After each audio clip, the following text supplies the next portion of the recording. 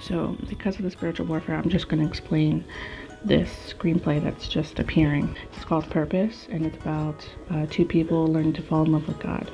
And this experience, this dream that they're given together at the same time, teaches them that God actually does have full control over parallel universes, which again, this isn't, I'm not talking about theology. This is just a story about how two people come to know Jesus Christ as Lord and Savior together, and he straightens out their life with the dream that they have at the very same time, about the very same place, about the very same experience that they only know the details of as individuals, but the other one ends up confirming information. So it kind of like confirms that something more happened in this place.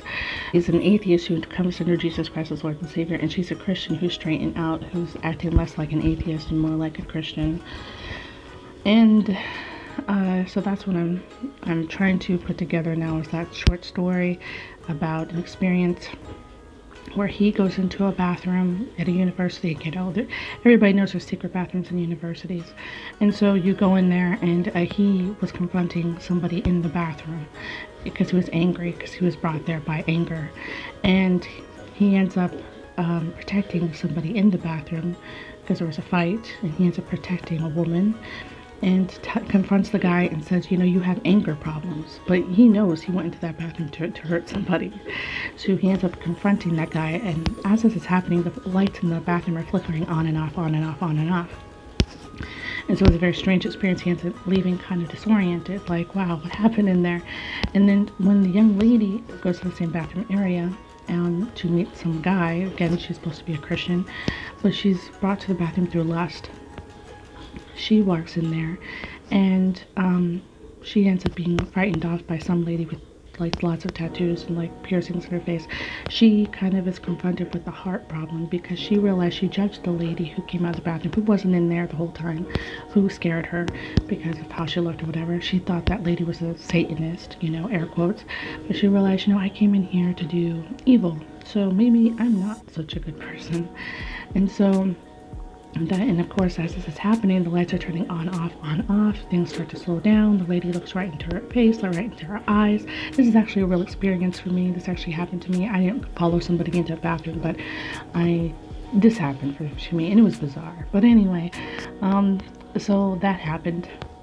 But then later down the road, as this couple gets together, they realize, of course, they went to the same university, but they're living in sin, and they both have a dream.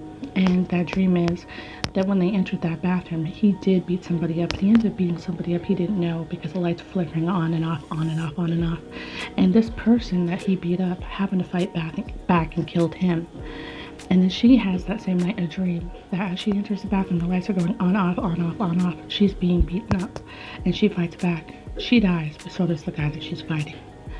And when the lights finally stop flickering and they turn on, both of them are on the floor, blood all over the place, and it's the two people that happen to be together. And so they wake up from this dream, and they realize that maybe things aren't as they seem. Maybe there's parallel universes. You know, we edit things with editing apps thinking that we're so clever, but God has control over all kinds of things. I'm not saying this is a real thing that does happen. What I'm saying is I've had very strange experiences that really, it's very strange. I just can't explain how things went differently. Like, you know, again, the only thing I can describe is like Matrix without all the evil stuff involved.